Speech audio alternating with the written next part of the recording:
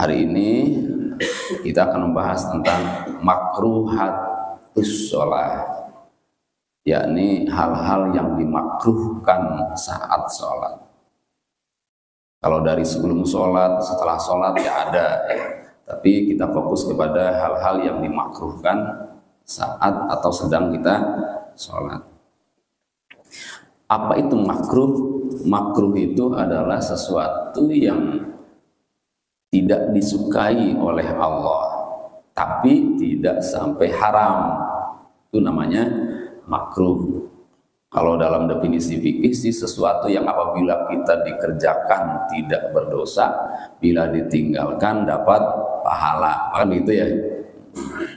Nah, dalam definisi lain, makruh itu adalah sesuatu yang tidak disukai baik oleh kita, terlebih dalam urusan ibadah adalah oleh Allah dan oleh Rasul. Itu makruh, tapi tidak sampai kepada haram. Nah, saat sholat kan ada syarat, ada rukun, ada sunnah, ya kan ya. Rukunnya diantaranya baca Fatihah, lalu ruku, i'tidal, sujud dan seterusnya. Itu rukunnya. Sunnah-sunnahnya ada baca iftitah, ada baca tasbih saat ruku, baca tasbih saat sujud, baca Rabbighfirli saat duduk di antara dua sujud dan seterusnya. Itu sunnah-sunnahnya. Nah, adapun yang dimakruhkan, ya, yang pertama yang kita analisa atau kita dapatkan dari kitab fikih Syafi'i ini, yang pertama adalah meninggalkan salah satu dari sunnah-sunnahnya sholat. Sunnah-sunnahnya sudah ketahuan tadi, baca iftitah diantaranya. Lalu kita tidak baca iftitah, itu kita sedang dalam kondisi makruh, karena mampu aslinya, kecuali memang tidak mampu. Tidak mampu tuh misalnya boro-boro iftitah, baca Fatihah aja nggak bakal kekejar semua, karena posisinya sebagai makmum masbuk yang tidak ikut bersama takbiratul ihramnya dengan imam, kan ketinggalan tuh ya. Itu namanya makmum masbuk. Ya boro-boro baca iftitah, baca Fatihah aja belum tentu selesai. Nah, itu namanya kondisi yang tidak memungkinkan, maka kita tidak kena hukum makruh walaupun tidak membaca iftitah ataupun tidak mengamalkan sunnah. Nah, yang makruh itu ada kesempatan tapi tidak membacanya atau tidak mengamalkannya. Ya, seperti imam atau makmum yang bersama dengan imam saat memulai sholatnya atau saat sholat sendiri. Tuh. Hingga sholat tarawih sekalipun, Pak. Sholat tarawih sekalipun itu disunahkan membaca iftitah. Hingga sholat Idul Fitri dan Idul Adha sekalipun disunahkan membaca iftitah. Gitu. Maka kalau tidak membacanya kena hukum makruh. Ya. Jadi bukan hanya iftitah, pokoknya sunnah-sunnah sholat yang kita tidak mengerjakannya, meninggalkannya dengan sengaja dan sebetulnya mampu, maka kita kena hukum makruh. Ya. Nah, itu mengenai makruh sholat yang pertama. Selain iftitah, ya ada doa ruku, apa? Subhana rabbiyal azim, subhana rabbiyal azim, subhana rabbiyal azim, atau subhana rabbiyal azim wa bihamdi, subhana rabbiyal azim wa bihamdi, subhana rabbiyal azim wa bihamdi. Itu sunnah, Pak. Rukunnya atau wajibnya ya saat ruku itu. Ya, makanya doa iftitah kalau nggak mau yang panjang, pendek saja. Allahu akbar kabira walhamdulillahi katsira wa subhanallahi bukrata wa asila. Nah, sampai situ, Pak. Itu doa iftitah yang paling pendek tuh. Ya. Lalu yang kedua yaitu saat sholat memalingkan wajah ke selain arah kiblat dan selain tempat sujud. tidak batal sholatnya. Kita tengok-tengok tuh nggak batal, Pak. Ya, apa? Ya tengok-tengok masih gitu ya, ngadep sana, ngadep sini gitu, nggak batal. Tapi kena hukum makruh. Dalam pandangan akhlak atau tasawuf ya lebih parah lagi malahan. Kalau dalam pandangan fikih yang penting tidak batal. Jadi kita bukan sedang membahas baik tidak baik, tapi batal tidak batal atau sah tidak sah.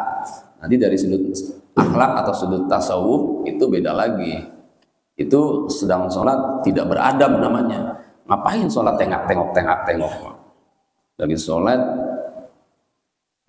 di belakang datang temennya yang baru di sampingnya, liatin siapa ini gitu ya. Nah itu nggak sampai batal nih sholatnya, tapi nilai sholatnya termasuk berkurang. Ya, makanya Rasulullah dalam hal ini ditanya oleh seorang sahabat namanya dari Sayyidah Aisyah. Sayyidah Aisyah bertanya, kata Aisyah, sa'altu Rasulullah sallallahu alaihi wasallam, aku bertanya kepada Rasul sallallahu alaihi wasallam anil tifat bis shalah, tentang nengok meleh saat sholat. Faqala, lalu Rasulullah menjawab, ikhtilasun yakhtalisuhu syaitan min sholatil abdi. Itu tipuan, kata Nabi, yang dengannya setan merampas nilai sholat hamba. Jadi akhirnya sholatnya tidak bernilai atau berkurang nilainya. Ya. Kalau di Baitul Maqdis ada orang sholat tengok-tengok, Pak? Nggak ada. Habis berarti. Nah, yang berikutnya lirak-lirik, nah, termasuk juga matanya yang nggak nengok, matanya yang nengok, kepalanya tidak tengok tapi matanya larak-lirik. Nah itu juga makruh. Ya, makruh tidak sampai batal ya makruh. Nanti masalahnya kalau tidak dicegah itu bisa menimbulkan kekacauan, bisa jadi apalagi imam. Ya, lagi sholat di depan ada cicak berantem, dilihatin, ini biasanya yang kecil kalah nih, gitu ya. Yang malah yang gede yang kalah, kemana larinya cicak itu? Akhirnya lupa tuh suratnya, kan bisa begitu ya. Itu akibatnya nanti dampaknya seperti itu. Makanya udah nggak usah diikuti, ya. Hukumnya makruh ya. Jadi tengok-tengok, larak-lirik saat sholat menyebabkan gangguan dalam sholat, bisa membatalkan jadinya malahan, Pak. Kalau sampai lalai kita dalam mengerjakannya. Lalu yang berikutnya yang dimakruhkan saat sholat adalah meludah. Kayaknya sih nggak mungkin, Pak. Tapi kalau nggak mungkin, kenapa Nabi bersabda? Pasti ada gitu, Pak. Nggak tahu jamaah mana tuh yang kalau sholat meludah. Masalahnya sholat itu, Pak, zaman dulu di awal-awal disyariatkannya sholat, ya itu boleh meludah. Ya sampai sekarang juga nggak ada larangan sih meludah itu. Bahkan dulu mah sholat tuh boleh ngobrol, Pak. Sampai turun ayat waqumu lillahi qanitin. Baru setelah ayat itu turun, tidak lagi diperkenankan sholat ngobrol. Tapi kalau meludah masih boleh. Kenapa meludah? Ya tentu ada hal yang harus dikeluarkan kan. Nah, dan saat dulu masjid itu alasnya pasir. Sehingga kalau meludah ya keserap oleh pasir. Ya, tanah kering, pasir. Paling mewah-mewahnya pelepah kurma dianyam lalu digelar di situ. Nah, kalaupun tidak dulu pasir, sehingga sholat itu ya bahkan ada orang kencing dalam masjid, ada Pak dulu, Pak. Orang Baduy itu dikira bukan masjid karena masjid batasnya hanya patok-patok itu. Nah, jadi meludah itu bukan sesuatu yang dilarang, tapi apabila kita melakukannya saat sholat hukumnya makruh. Bahkan Nabi menyarankan apabila kamu ingin meludah saat sholat, maka jangan ke kanan dan jangan ke depan, hendaknya ke kiri atau ke bawah, begitu. Ya. Nah kalau kita pengen meludah Pak, jangan ke karpet, jangan ke depan, jangan ke depan, jangan ke kanan, jangan ke kiri, jangan ke bawah, cukup ke sarung kita saja atau ke sorban kita yang kita pakai. Ya. Hukumnya makruh ya. Lalu yang berikutnya lagi yang dimakruhkan saat sholat adalah kalau di sini bertolak pinggang Pak. Nah, ada orang sholat bertolak pinggang. Ya, kalau nggak ada yang nabinya bersabda, ya. Tapi kalau ada, masa iya ada orang sholat bertolak pinggang? Ya bisa jadi ada Pak. Ya, nggak terasa namanya orang biasa jadi bos. Ya. Udah gitu madhabnya madhab nggak bersedekap, madhabnya madhab lurus. Kan Imam Hanafi kan kalau sholat nggak bersedekap. Begitu takbir Allahu Akbar ya lurus aja tangannya. Lama-lama kali nggak terasa begini kali ya gitu. Nah itu hukumnya makruh, tapi sah Pak. Sholatnya sah tapi makruh. Ya. Dalam istilah hadis namanya mukhtasir. Nahan Nabi SAW al-mukhtasir. Nabi melarang orang sholat bertolak pinggang. Yang berikutnya yang dimakruhkan saat sholat adalah membuka kepala dan bahu. Jadi terbuka kepalanya, tidak pakai penutup kepala dan tidak menutup bahu. Karena orang dulu itu berpakaian kan hanya sampai ini, sampai atas pusar, ya, karena kurang bahan, miskin, terbelakang, primitif, nggak punya uang, nggak punya bahan, maka pakaiannya seadanya. Nah, saat sholat usahakan 2 lembar kain dipakai, ya. Kain yang pertama dipakai buat samping, buat sarung, lalu yang kedua disampirkan ke bahunya, maksudnya begitu. Nah, penutup kepala itu kita sebut dengan peci.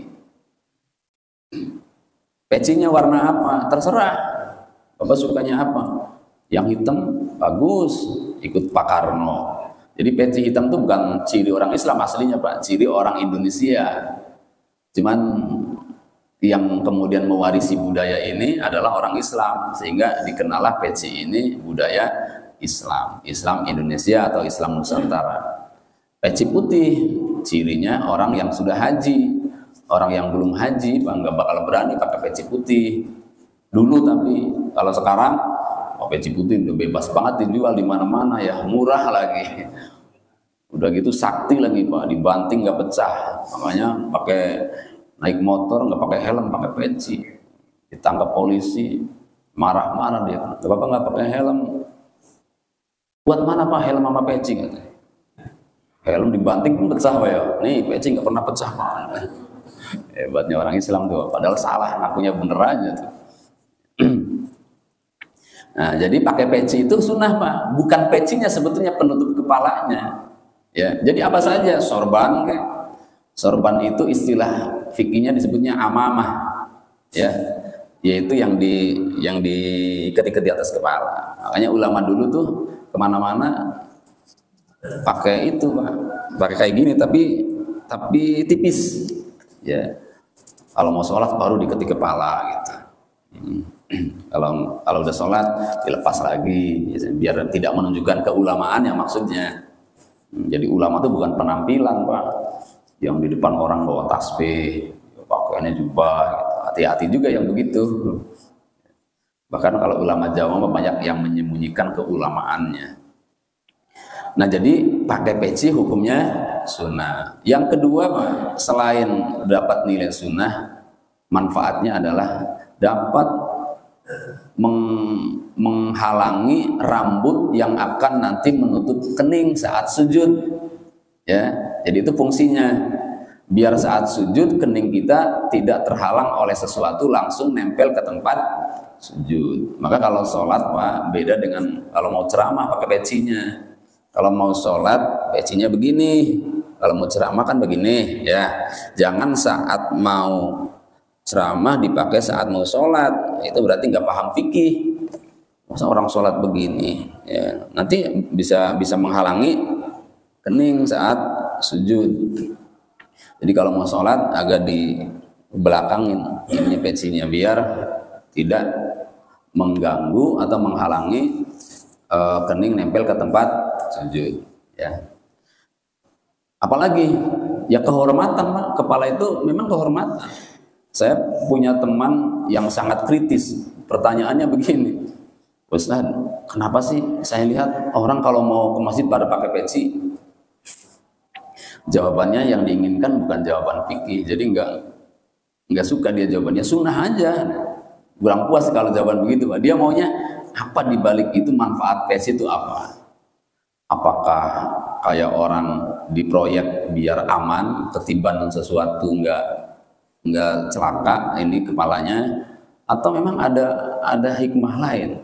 Ya saya jawab diantaranya, Pak, kepala ini simbol kehormatan. Kita hormatilah pakai peci. Nah, kita menghormati diri sendiri jadinya. Gitu. Jadi dalam pandangan fikih pakai peci hukumnya sunnah, ya. Saya pernah tuh dulu tuh, Pak, ya beberapa tahun lalu waktu almarhum Pak Ahmad Sumargono masih hidup di komplek dokter, ketika ada acara apa gitu, penceramahnya orang yang tidak memandang peci itu adalah Islami, sehingga ceramahnya nggak pakai peci. Saya sengaja katanya ceramah nggak pakai peci, karena peci itu bukan budaya Islam, bukan sunnah. Peci itu budaya Indonesia. Seakan-akan dia menyalahkan orang pakai peci, Pak, ya, atau menyalahkan orang yang berpandangan peci itu adalah hukumnya sunnah dan budaya Islam. Iya, tapi dia lupa bahwa ada yang disunahkan Nabi, diantaranya kalau memang benar itu bukan budaya Islam, ya, dan itu dipandang baik oleh umat Islam, itu bernilai sunnah juga, Pak. Kata Nabi kan begini, man sanna sunnatan hasanatan falahu ajrun wa ajru man amila biha. Siapa yang melakukan kebaikan, kesunahan atau kebaikan, maka dia akan mendapatkan pahala dan dapat pahala dari orang yang menirunya. Itu, Pak. Jadi kita buat nih misalnya, kira-kira orang Islam pakaian yang pantas pakaian apa ya? Ternyata dia desain gitu, namanya penjahit ya, yang kerahnya seperti ini, tidak ada lipatannya misalnya begitu, yang kantongnya ada 3 dan seterusnya misalnya, lalu diikuti oleh orang-orang Islam lainnya, dan orang Islam lainnya suka dengan jenis pakaian seperti ini, maka dia dapat pahala dari desainernya, Pak, dari desainnya. Nah, itu Islam tuh enaknya di situ, Pak. Kita melakukan sesuatu kebaikan, lalu kebaikan itu diikuti oleh orang lain, maka selain kita dapat pahala, kita juga dapat pahala dari orang yang menirunya. Ya. Nah, jadi pakai peci jadi hukumnya sunnah dari sisi menutup kepala, apalagi nanti diikuti oleh orang-orang yang menilai itu adalah kebaikan. Ya. Kemudian apalagi yang dimakruhkan? Tadi membuka kepala, ya. Yang dimakruhkan lagi saat sholat adalah menghapus atau mengusap seumpama debu atau kerikil yang nempel di kening. Saat sujud meres di depan nih, ya, ada sisa-sisa apalah gitu, runtuhan itu tembok atau apa yang namanya bangunan tua, ya, begitu sujud kok ngeres banget. Kita nggak lihat-lihat, nempel di sini. Nah, sedang sholat itu, Pak, kita makruh mengusapnya. Tapi kalau diusap gimana? Nggak apa-apa, nggak batal. Saat mau bangun tuh diusap, nggak batal. Tapi makruh. Makruhnya di mana? Makruhnya diantaranya adalah saat kita mengusap itu sebetulnya sudah kehilangan konsentrasi sholatnya, yaitu konsentrasinya terbagi, ya, tercurah kepada mengusap kening yang kena serpihan-serpihan pasir yang saat sujud. Tidak sampai batal, yang penting ngusapnya yang apa, yang lembut, jangan kasar, ya. Jangan. Nah, udah gerakannya banyak tuh kalau begitu. Iya, udah sambil jalan begini aja gitu ya. Tidak sampai haram, tidak sampai batal, tapi sekedar makruh. Termasuk meniup tempat sujud itu nggak apa-apa, maksudnya tidak apa-apa bukan berarti baik, ya, tidak sampai membatalkan sholat, tapi makruh meniup tempat sujud saat kita sedang sholat. Kalau mau ditiup sebelum sholat Pak, tiup dulu tuh, ya. Makanya bawa sorban, bawa sejadah biar gak niup-niup. Ya. Tapi memang di zaman Nabi namanya hadisnya ada, ya pasti terjadi Pak. Apalagi masjid kampung yang gak keurus misalnya, udah ada sih sejadahnya panjang, tapi ini sejadah tahun berapa, warnanya biru apa hitam nggak jelas, udah nggak diganti-ganti, nggak dicuci-cuci. Begitu nggak suka digulung, nggak ada sapu kan Pak. Gimana tuh kalau gitu, sujud di keramiknya pasti ada debunya ya. Nah saat itu tiup sebelum sholat, jangan niupnya saat sholat. Saat sholat hukumnya makruh ya. Lalu apalagi yang dimakruhkan saat sholat? Menguap Pak. Menguap itu apa? Anob. Iya, makanya kata Nabi, kalau kamu sedang sholat menguap, tahan. Tahan sebisa mungkin, jangan sampai nguap. Tapi nguap itu kan fitrah Pak, nggak dibikin-bikin ya, nggak dibuat-buat kan, datang sendiri, memang namanya hawa ngantuk. Tapi bisa nggak ditahan? Ya. Bisa. Ya, usahakan sebisa mungkin, maksudnya memang kalau nggak bisa ya terpaksa ya udah biarin. Namanya maksudnya biarin tuh kita tetap diikuti ya, tapi yang beradab juga. Caranya bagaimana yang beradab? Ya ditutup mulutnya ya, walaupun sedang sholat tuh beradab. Jangan sampai nguap udah ada suaranya, nggak ditutup lagi, lebar lagi mulutnya. Udah gitu habis makan jengkol lagi, ya udah deh, makruhnya bertambah tuh, bukan hanya nguapnya, baunya udah makruh ya. Saya bukan jengkol Pak, tapi pete, ya sama aja ya. Nah Nabi bersabda dalam hal ini, kata beliau, at-tasa'ubu fis shalah minasyaiton. Menguap saat sholat itu termasuk bagian dari perbuatan setan. Ya, faman tasa'aba ahadukum falyakzim mastata. Maka barang siapa yang saat sholat menguap, maka hendaklah, kata Nabi, tahan sesuai kemampuan. Tahan. Kayak bersin Pak. Menguap itu kayak bersin, bukan sesuatu yang kita buat-buat, memang datang dengan sendiri. Bersin, menguap, batuk termasuk ya. Batuk ditahan, yang semisalnya deh, bersin, batuk, nguap, itu sama dengan ini. Kemudian yang berikutnya adalah menahan hadas. Sedang sholat Pak, kita pengen kentut, ditahan, jangan dikeluarin. Pengen pipis, ditahan, jangan dikeluarin. Dulu di Uswatun ada tuh orang yang kalau sholat kentut aja, habis kentut keluar, dan sering itu. Jadi punya pemahaman begini, kalau menahan kentut kan penyakit, dan Allah tidak suka kepada orang yang membuat penyakit. Kalau bisa keluarin, karena itu nanti berpenyakit walaupun sedang sholat. Iya, kaidah ini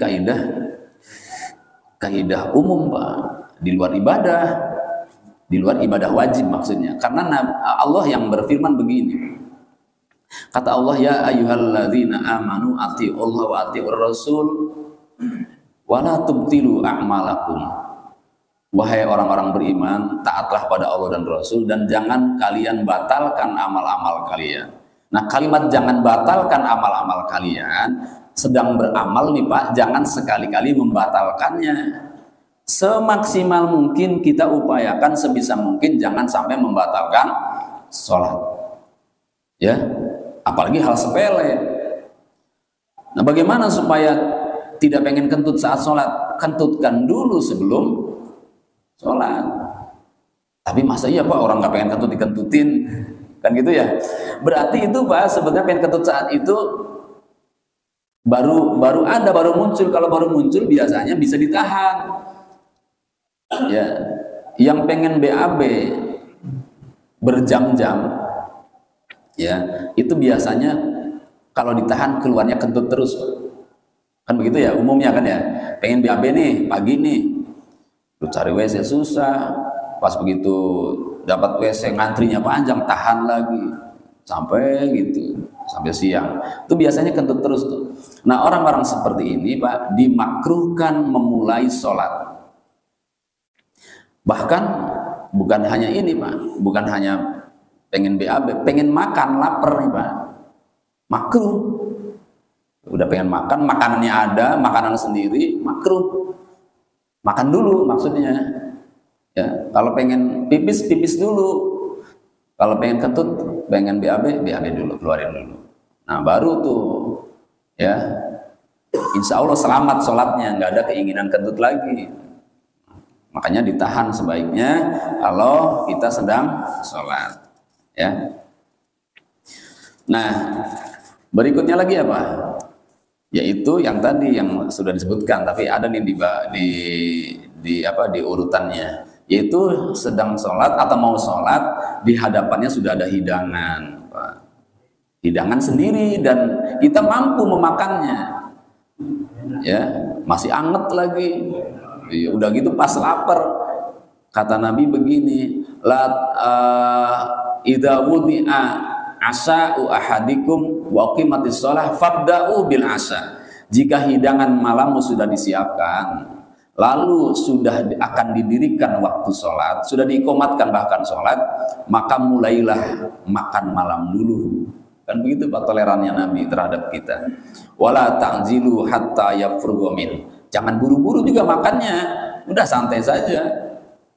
Termasuk buka puasa, Pak. Buka puasa Ramadan, makan dulu baiknya, ya.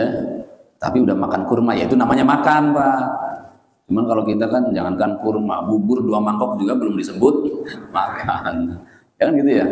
Udah makan belum? Belum. Tapi udah sih lontong 5, bubur 1 mangkok, tapi belum juga disebut makan. Nah itulah tolerannya Nabi. Kalau mau sholat tapi lapar, makan dulu. Bahkan di hadis lain, kalau mau sholat tapi ngantuk, tidurkan dulu. Lupa, hebat. Apalagi kalau rapat tanggung, ya rapat tanggung nih, ya udah selesaikan dulu. Waktu sholat kan masih panjang, ya nggak usah kita potong rapatnya, nanti dilanjutkan habis sholat, lanjutkan. Iya, kalau rapatnya masih panjang bagus, Pak. Tapi kalau rapatnya dikit lagi, 10 menit lagi, 15 menit lagi, selesaikan dulu. Nanti ngumpulin orangnya agak susah dan jadinya lama. Dan waktu sholat kan masih panjang. Kalau duhur jam 12, itu sampai jam 3 masih ada waktu sholat. Ya. Apalagi sekedar 10 atau 15 menit. Makan diberikan toleransi oleh Nabi, ngantuk diberikan toleransi oleh Nabi. Termasuk kalau walaupun tidak ada di sini ya rapat. Termasuk nolong orang, bahkan nolong binatang termasuk toleransi juga, Pak. Mau sholat tapi kasihan ini kucing ketabrak nggak ada yang ngurus misalnya. Udah tolong dulu aja. Ya. Atau ada hewan kejepit, tolongin dulu saja. Apalagi manusia yang butuh pertolongan. Jangan mentang-mentang mengutamakan sholat berjamaah, ya di tengah jalan menuju ke masjid ada orang minta tolong, maaf Bu ya, saya buru-buru mau sholat berjamaah. Nah ini tandanya nggak ngerti fikih, Pak. Ngertinya hadis aja, sholat berjamaah adalah lebih utama. Cuma satu dalilnya itu. Ya. Lalu yang dimakruhkan lagi adalah sholat di belakang kuburan, di belakang kuburan, kecuali kubur Nabi SAW, karena kuburannya sudah ada di dalam masjid, nggak apa-apa kalau di sana di Madinah ya. Ini mah sholat sengaja di depan kuburan, nggak sampai haram, tidak sampai haram, tidak sampai batal, tapi hanya makruh. Makanya kalau mau sholat jangan di kuburan, walaupun kuburannya luas, Pak. Nih kuburan wali di sini, misalnya tengah-tengah ini kan luas nih tempatnya nih, sholatnya di situ Bapak, makruh, ya. Tidak sampai haram. Lalu apalagi mengenakan pakaian hasil gosab, memakai baju, peci, sarung tapi bukan punya kita, minjem tapi enggak izin sama yang punya, itu namanya gosab. Termasuk pakai sandalnya menuju ke masjid. Biasanya santri kalau kayak gini, Pak, kalau di kita sih kayaknya nggak ada di kehidupan sosial kampung kita, kayaknya nggak ada. Santri suka begitu. Saya dulu waktu jadi santri begitu. Mau ke masjid sandal nggak ada sandal saya, Pak, ya pakai aja gitu. Atau Baju siapa pakai aja, baju siapapun, namanya satu kamar ada 15 orang ya, bajunya dia tahu kemana, ketuker atau jatuh ya, pakai baju siapa saja, peci siapa saja, itu makruh sholatnya. Kalau ya dimungkinkan yang punyanya nggak suka Pak. Tapi kalau dimungkinkan yang punyanya nggak ada masalah dan sudah dapat izin siapapun yang pakai, diizinkan di luar itu ya, di luar waktu itu, maka kita memakainya tidak sampai kepada gosap karena sudah ada izin dari yang punyanya. Nah, yang terakhir di sini adalah sholat saat kondisi ngantuk, hukumnya makruh. Maka sebaiknya tidurkan dulu, asalkan ya tidur